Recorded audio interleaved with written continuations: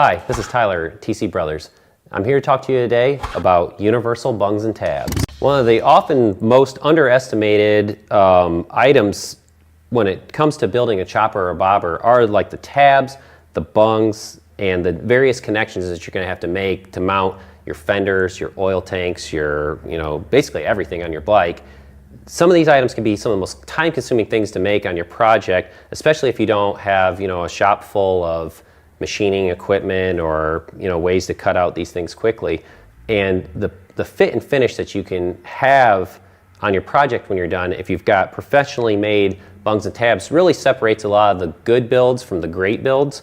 I highly recommend checking out the various styles that we have. We've got everything from, something to mount like an ignition switch with, to, parts to build like custom oil tanks, like fluid applications.